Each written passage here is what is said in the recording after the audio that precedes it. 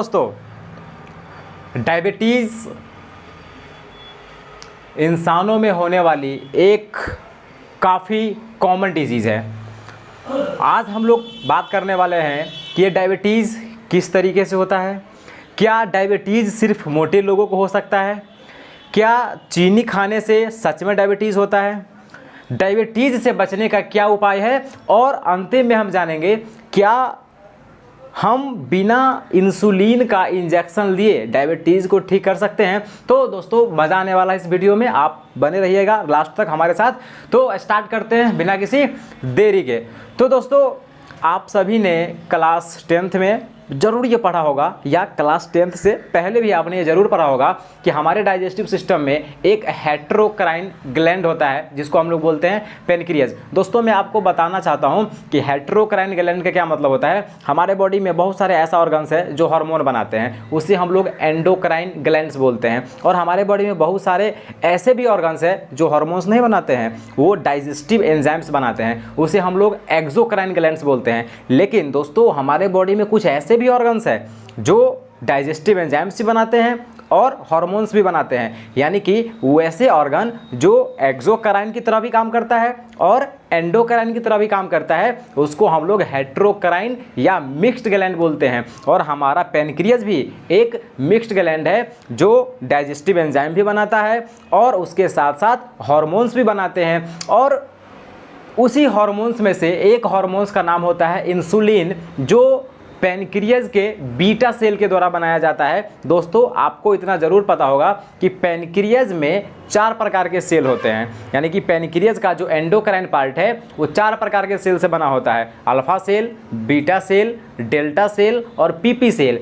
इस चारों सेल में से जो बीटा सेल है उसका काम होता है इंसुलिन हार्मोन बनाना। इंसुलिन हार्मोन हमारे ब्लड शुगर लेवल को कंट्रोल करता है।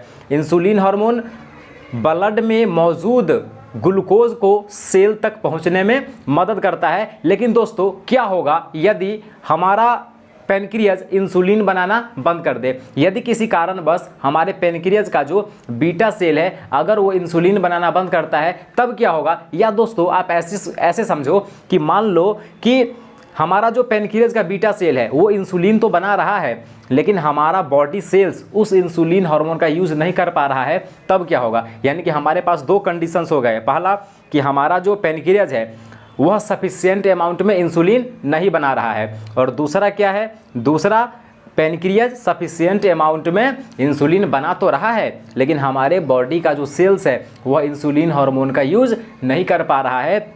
तो दोस्तों, ये जो दोनों कारण हैं, यही दोनों कारण डायबिटीज़ का मुख्य कारण है और इसी दोनों के कारण डायबिटीज़ बीमारी होता है। आपने सुना होगा कि डायबिटीज़ 2 प्रकार के होते हैं, टाइप 1 और टाइप 2। तो हम लोग बात करते हैं कि डायबिटीज़ कैसे होता है। तो दोस्तों, जैसा कि मैंने आपको बताया कि डायबिटीज़ का 2 कारण है। पहला, हमारा जो पेनक्रियाज है उसका बीटा सेल सफिशिएंट अमाउंट में इंसुलिन हार्मोन नहीं बना पाता है, जिसके कारण ब्लड में ग्लूकोज का लेवल बढ़ता जाता है। और जब ब्लड में ग्लूकोज का लेवल बहुत ही ज़्यादा बढ़ जाता है तब हम उसे डायबिटीज़ बोलते हैं। दोस्तों, ऐसा इसलिए होता है क्योंकि हमारा जो इम्यून सिस्टम है वह इन्फेक्शंस को किल करते समय हमारे पेनक्रियाज के बीटा सेल्स को डिस्ट्रॉय कर देता है, जिसके कारण पेनक्रियाज में बीटा सेल्स की संख्या कम हो जाती है और सफिशिएंट अमाउंट में इंसुलिन हार्मोन नहीं बन पाता है, जिसके कारण डायबिटीज़ बीमारी होता है। और इस तरीके से जो डायबिटीज़ होता है इसे हम लोग टाइप 1 डायबिटीज़ बोलते हैं। और दोस्तों, दूसरा कारण है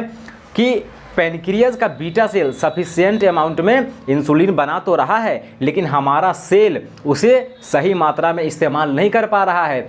हमारा जो बॉडी सेल्स है, मसल सेल्स है, लिवर सेल्स है या जो फैट सेल्स है, वह उस इंसुलिन का यूज़ नहीं कर पा रहा है, जिसके कारण ब्लड में शुगर का लेवल बढ़ता जाता है, जिसे हम लोग डायबिटीज़ बोलते हैं। और इस कारण से हुए डायबिटीज़ को हम लोग टाइप 2 डायबिटीज़ बोलते हैं। लेकिन दोस्तों, ऐसा क्यों होता है? ऐसा इसीलिए होता है कि मान लो कि आप ऐसा भोजन खा रहे हो जिसमें बहुत ज़्यादा कार्बोहाइड्रेट है, यानी कि जिसमें बहुत ही ज़्यादा ग्लूकोज है। तो जब आप खाते जाओगे तो हमारा जो पेनक्रियाज है उसे लगातार इंसुलिन हार्मोन बनाना पड़ता है ताकि वह ब्लड में ग्लूकोज के लेवल को कंट्रोल कर सके। लेकिन दोस्तों, हमारे बॉडी को रेस्ट की भी ज़रूरत होती है, और अगर आप खाए जा रहे हैं तो ऐसे में हमारा जो इंसुलिन हार्मोन है वो लगातार बनते जाता है, जिसके कारण एक ऐसा समय आता है कि वह इंसुलिन हार्मोन इफेक्टिव नहीं रह जाता है, जिसके कारण हमारा जो मसल सेल है, हमारा जो लीवर सेल है और जो फैट सेल्स है वह इंसुलिन हार्मोन का सही तरीके से यूज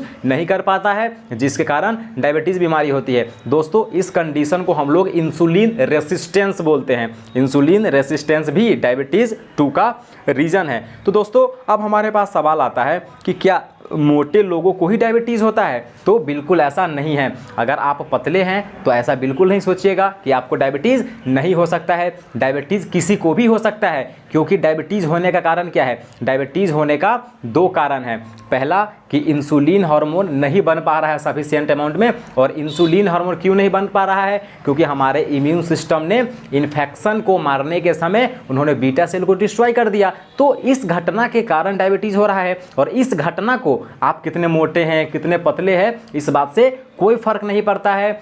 तो अगर आप पतले हैं तो भी आपको डायबिटीज़ हो सकता है। और भी बहुत सारा कारण है डायबिटीज़ होने का, जिसमें जेनेटिक रीज़न भी है। और जनरली जो डायबिटीज़ है वो लाइफ स्टाइल पर डिपेंड करता है कि आपका खान पान कैसा है। इस बात पे बहुत ही ज़्यादा डिपेंड करता है कि आपको डायबिटीज़ होगा कि नहीं होगा। दोस्तों तो ज़्यादा वेट होने के कारण डायबिटीज़ बीमारी होता है और ये ज़्यादा रिस्की है। मैं कहना ये चाह रहा हूँ कि अगर आपका वेट बहुत ज़्यादा है, यानी कि अगर आप बहुत मोटे हो, तो ज़्यादा चांसेस है कि आपको डायबिटीज़ होगा। लेकिन ऐसा नहीं है कि आपको होगा ही, और ऐसा भी नहीं है कि कोई इंसान बहुत पतला है तो उसको डायबिटीज़ नहीं होगा। ऐसा बिल्कुल नहीं है। दोस्तों अगर कोई बहुत ही ज़्यादा ओबेसिटी फीमेल है, यानी कि एक ऐसी फीमेल है जिसका वेट बहुत ज़्यादा है, और जब वो प्रेगनेंसी में जाती है तो प्रेगनेंसी के टाइम पर उसका वेट और ज़्यादा बढ़ जाता है, जिसके कारण वह इंसुलिन रेसिस्ट हो जाती है, जिसके कारण उसे डायबिटीज़ 2 होता है। और इसे हम लोग गैस्टेशनल डायबिटीज़ बोलते हैं। दोस्तों अब हमारे पास सवाल है कि क्या इंसुलिन का इंजेक्शन लेना ही डायबिटीज़ से बचने का एक तरीका है? तो दोस्तों अभी तक तो ऐसा ही है, क्योंकि आपको पता होगा कि इंसुलिन का क्या काम है। इंसुलिन शुगर के एब्जॉर्प्शन एसिमिलेशन में हेल्प करता है, यानी कि जो ब्लड में ग्लूकोज है उसे सेल तक पहुंचाने में मदद करता है। यानी कि अगर ब्लड में ग्लूकोज का लेवल बढ़ रहा है तो हमें इंसुलिन को स्मॉल इंटेस्टाइन तक पहुंचाना होगा, ताकि वहां से जो ग्लूकोज है वह सेल्स में जा सके। लेकिन दोस्तों टैबलेट बनाना इतना आसान नहीं है, क्योंकि डायरेक्ट ऐसा कोई टैबलेट नहीं है जो एस्टोमेक से पास हो करके डायरेक्ट स्मॉल इंटेस्टाइन में जा सके, क्योंकि एस्टोमेक का जो पीएच है वह उस टैबलेट को वहां तक नहीं पहुंच देगी। लेकिन ऑस्ट्रेलिया की यूनिवर्सिटी RMIT ने एक कैप्सूल का डिस्कवर हाल ही में किया है, जो डायरेक्ट स्मॉल इंटेस्टाइन तक जा करके डायबिटीज़ बीमारी को ठीक करती है। दोस्तों इस कैप्सूल के ऊपर एक स्पेशल कवरिंग है, जिसके कारण वह एस्टोमेक के पीएच से बच पाती है। तो दोस्तों कैसा लगा आपको ये वीडियो, और